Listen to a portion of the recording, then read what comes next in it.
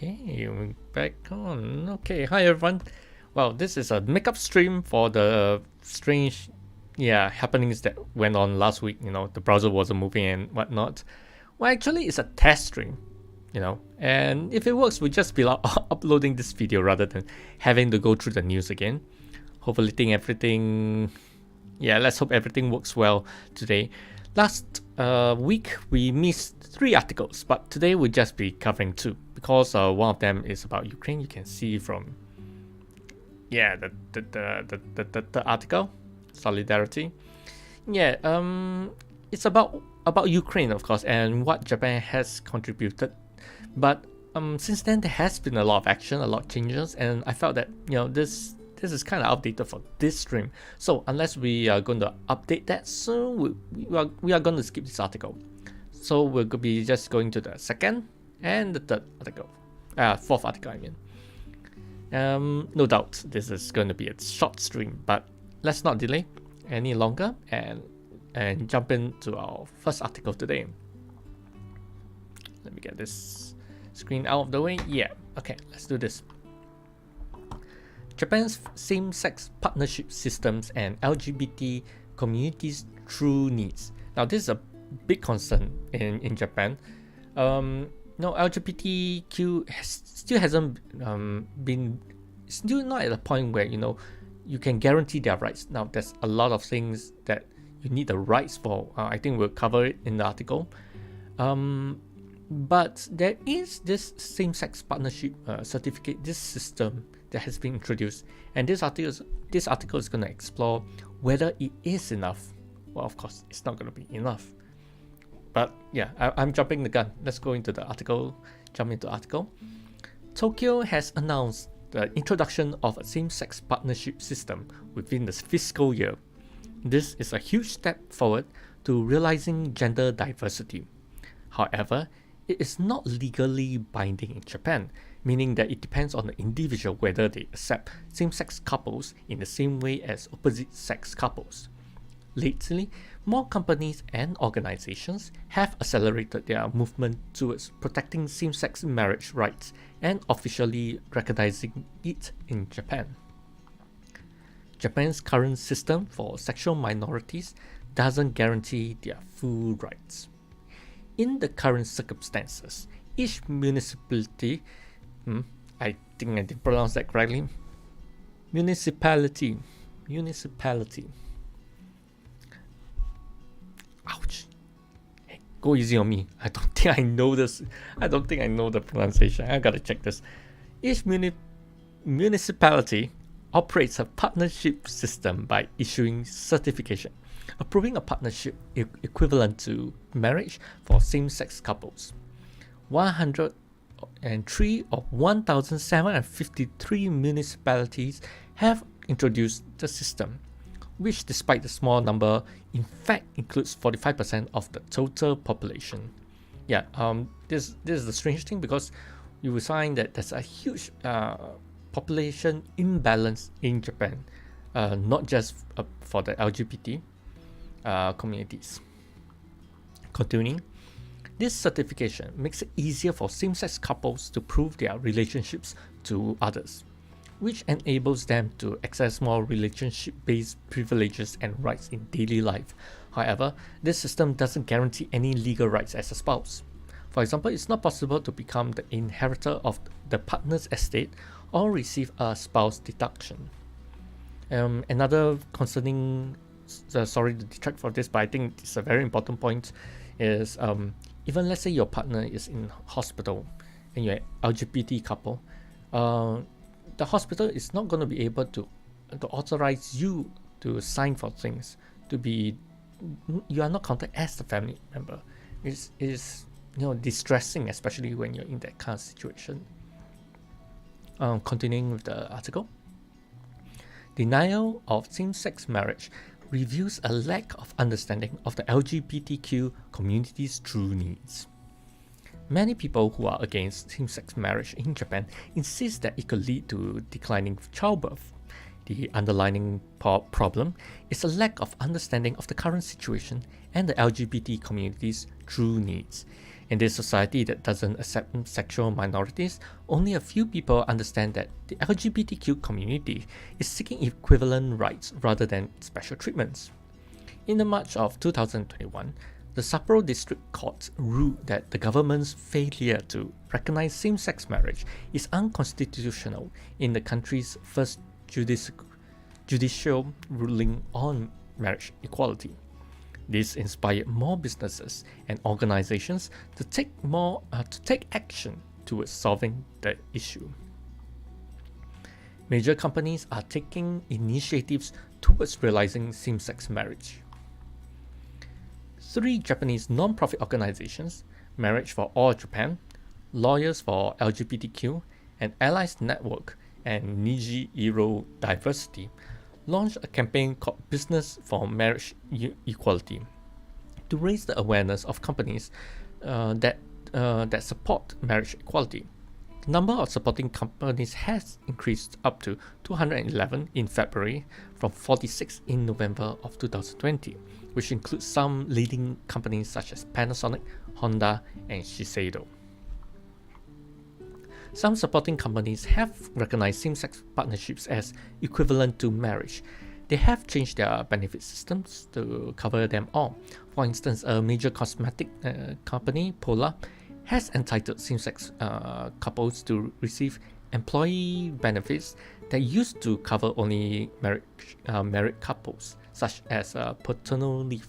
See, this are the kind of like, no, not kind of like, they are basic needs, basic rights that people should have, such as parental leave, childcare leave, and accompanying family members on overseas transfers. Polar has also set up opportunities to deepen employees' understandings. In the past few years, many Japanese firms have also extended benefits to same-sex unions like Polar, such as Daiwa House, KDDI, and Sony. The LGBTQ partnership system plays an important role, but it is not the goal of gender equality. Exactly, this is a very big point. Although it's short, it's a very big point. Just because you have something up doesn't mean we have achieved equality. That we have dealt with the root causes of the problem. Expanding the partnership system plays an important role to promote understanding. However, we should be aware that the partnership system is not a goal for achieving a diverse society. Introducing it across Tokyo can inspire more people to take action towards diversity and inclusion, which could ultimately change the government's stance on same-sex marriage. I like this article because it's just short, but it reminds people that, we're not there yet. There's a lot more work to do. And media loves to say, hey, we have a keyword and we'll try to spread it, but we're not carrying the conversation further than that, which I'm kind of worried. But like you say, like we have shared, there are non-profits organized like Marriage for All Japan and Lawyers for LGBTQ. Yeah, they are big organizations. The communities know them, and was on this much. I think I'm not too sure. In the Pride Parade in Tokyo occurs usually around April every year, so I'm not too sure whether they'll have it. I need to check on that. I think we'll be sharing on Zenbird if there is. Give me a moment while I check the stream health. Yeah, it's working like perfectly. I'm not too sure why the last stream was so bad. Yeah, the climate clock's ticking. I can change my browser. Yeah, browser tab. Yeah, it's been strange. Anyway, yeah, let's jump into our second article. Now this is more about towards climate change. Last week I wanted to spend some time going through the IPCC report. I haven't been through it because it's so busy, and I thought the stream will be a good chance for me to look through the report and make some comments, see what's new. But seriously, there's nothing new. We are in trouble. That's the gist of it. I think the report is trying to tell us it's here. How are we going to? This is what's going to happen, and this is what we need to do to mitigate the risk and the effects right now. So yeah, I thought it would be very interesting to go through, but I think tomorrow we'll do that. The thing is, this week we had so many good articles. I'm not too sure. I think I'll just pick up a few and leave the rest for your exploring. Plus, spend a bit of time actually finally going to the IPCC report. And I'm really interested in what's going to happen in Asia. Yeah, because Asia is usually lagging behind things, especially in climate changes. There's a lot of factors for that. But yes, the last I checked, they have a stance. What is going to be positive, what's going to be negative. Of course, the negative effects are going to be more. And when we look at Asia, almost all aspects are having a negative rating, which is a big concern. So I think tomorrow is going to be a very interesting stream. A long, interesting stream, I'm not too sure. As long as my throat holds out with my water, we'll cover as much ground as we can. Okay, let's jump into the next article. Japan lacks courage in its update to Circular Economy Vision 2020. In May 2020, Japan updated its circular economy vision to respond to the failings of the linear economy model and growing demand for global markets and society to factor in environmental concerns. While changes include an outlook for developments in digital technology to boost efficiency of resource use, it is a plastic plan that lacks teeth, courage, and urgency. At this point, I think I'll share that it's not a big surprise. Usually, I'm not too sure. It's lack of a better word. There's a lot of paper talk. Direction and leadership is usually lacking, and Japan has a tendency to under-aim, under-compete, just hit enough, which is not enough, especially when in a crisis. But let's continue and we'll find out more. Background to the circular economy vision. In 1999, Japan's Ministry of Economy, Trade and Industry created the circular economy vision as one of the first commitments around the world to reduce industrial waste and limit the use of natural resources. Now, this has a bit of history, but at that time, more people think about it as a recycling rather than a circular economy. Recycling just means that we try to recycle what we use, but it's still okay to create waste. It's still okay to take from nature, which is not what we want. That is still part of linear economy at this point. Continuing with the article, in the 1999 circular economy vision, the 3 R's were introduced as key principle to create a circular economy. The 3R, of course, stands for reduce, reuse, and recycle. Thanks to the introduction of the 1999 circular economy vision, Japan made the following achievements: improvement of legal system, including systems and funding for extended producer responsibility for products. What this EPR is, extended producer responsibility is, it tells brands that, okay, you produce this in this country, you bring this product into this country, you are responsible for how to manage its waste. So let's say Coca-Cola bottle, you sell it in Japan, you are responsible for dealing with the plastic bottle. Of course, it's not directly, it's funding and making deals, but that's the idea of extended producer responsibility. Reduction of waste generation and improvement of the recycling rates, expansion of environment-related businesses. Now you see there's a lot of focus for the past 20 years. A lot of things has been focused on recycling rates. So I think it's been kind of like a waste. We have 3 R's. We didn't focus on reduce, we didn't focus on reuse more, and everything went to recycle. Okay, so there was an update. So the transition to circular economy vision 2020. However, despite the introduction of the circular economy vision 20 years ago, Japan is still far from achieving the goal. Meiji has revised its planned strategies and the stepping stones to create a circular economy.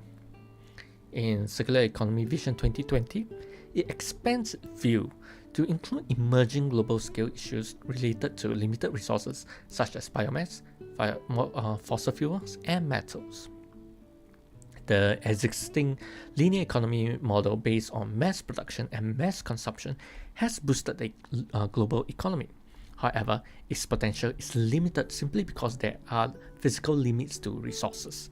People worldwide have realized this existential pitfall of the linear economy model and that it can no longer be ignored.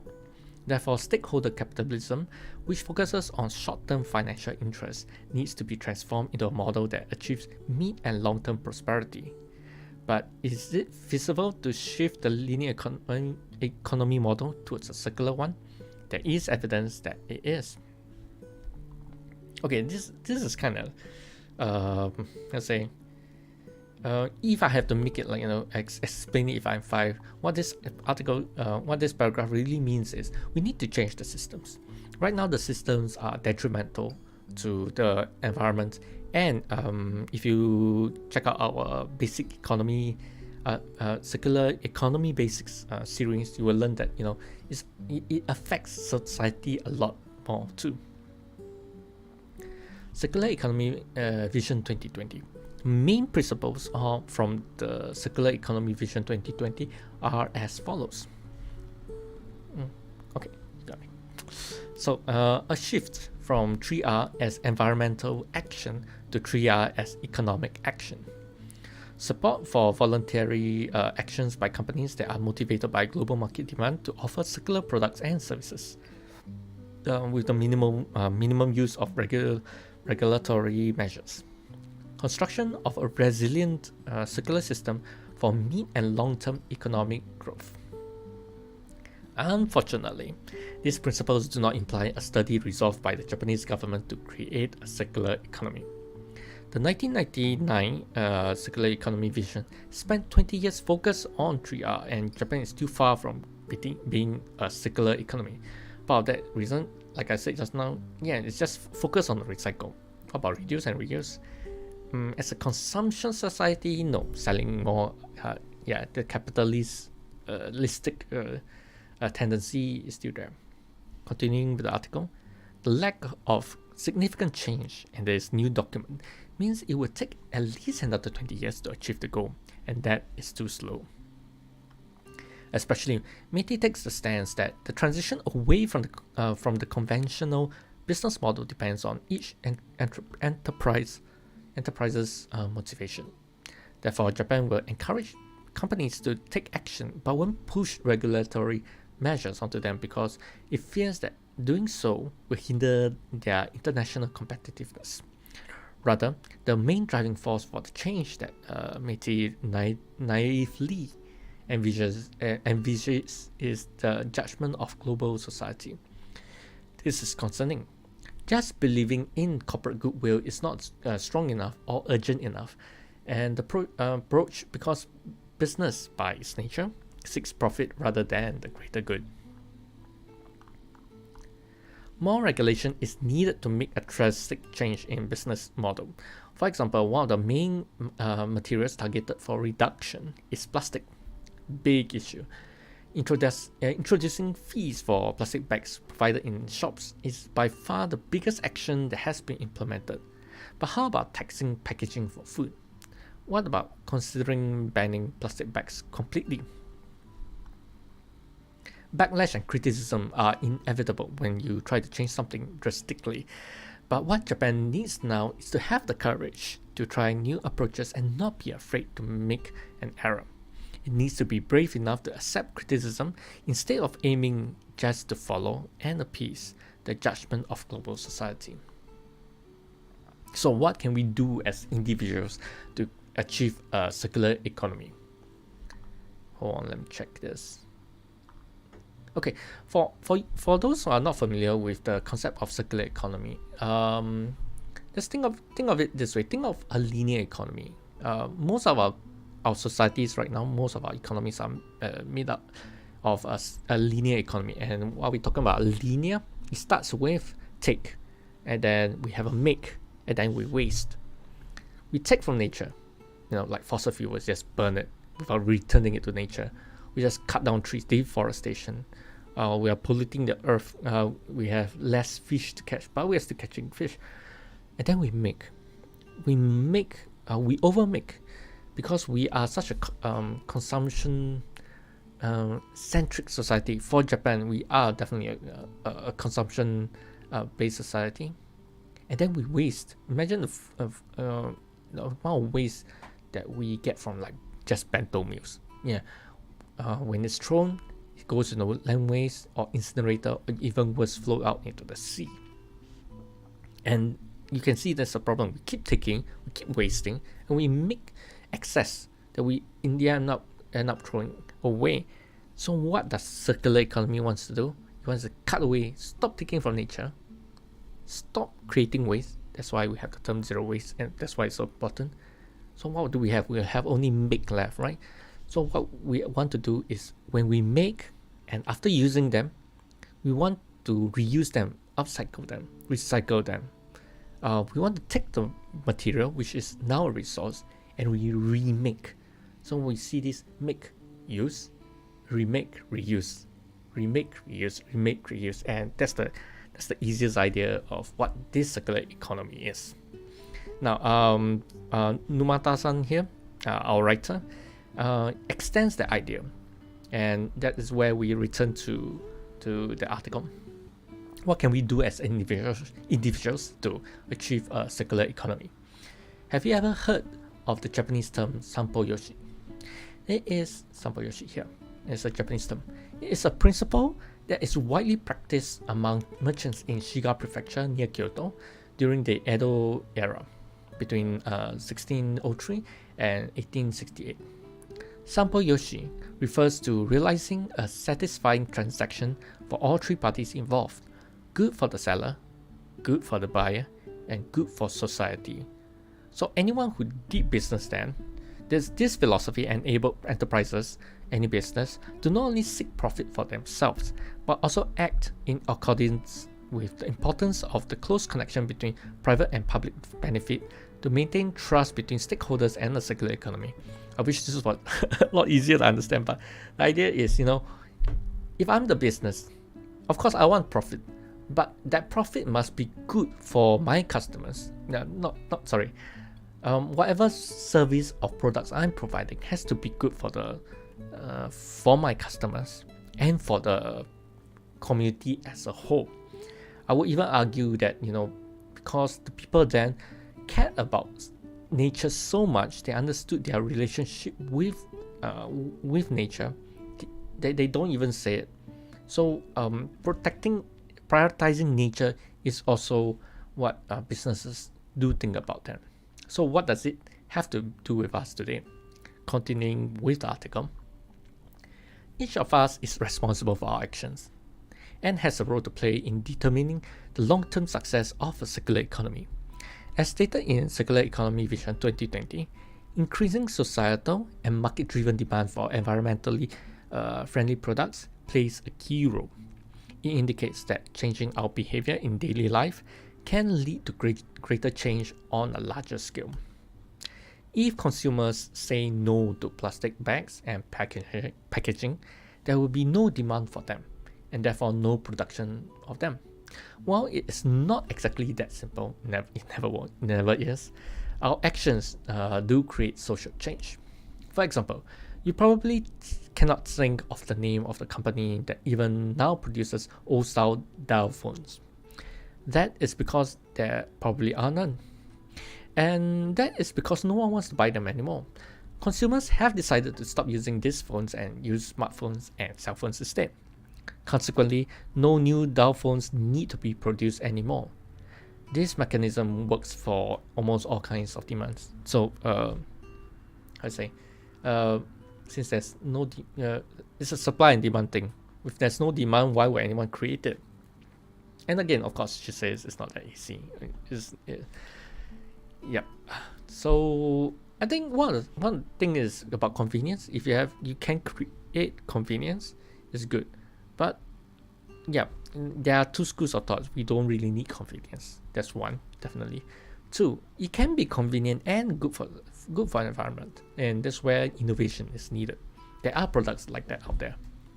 But yeah, well, I don't think we'll cover it today. Let's finish up the article. The point is, we can change the capitalistic economic system into a circular economy system by choosing more eco-friendly products and services.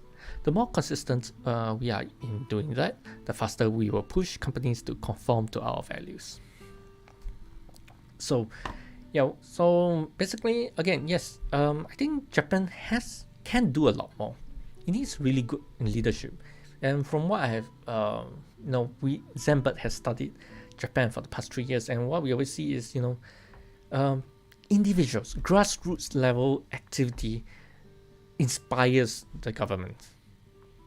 I don't know if that is an accurate term to describe it, but if we are looking for inspiration, it's always the grassroots people, individuals who are tired of, okay, I got to do something. No one's going to do it.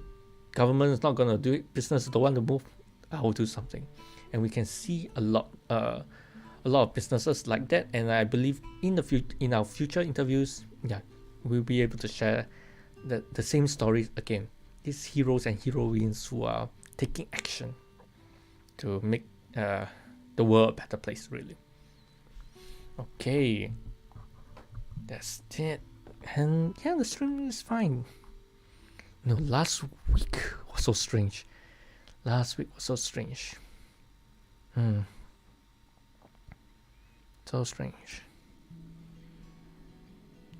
Okay, yeah, the stream is fine. Okay, so yeah, thank goodness this stream, this restream, this makeup stream has worked. And yeah, the next stream is actually tomorrow, same time, 1800 Japan time. And we're gonna be, I haven't looked through what we're gonna share tomorrow, but I'm gonna pick up maybe 3 or 4, and then we'll jump into IPCC report. Yeah, and tomorrow is kind of interesting because we're gonna be looking at, for example, one of the things is circular farming. How do you take rice and create a new industry and innovate out of it? The other is about minorities, and sometimes we forget that left-handed people are actually minorities. We'll have a look at the history and about left-handed people in Japan. So yeah, I'm not gonna talk any more longer. We'll see you tomorrow, and have a good night. See ya.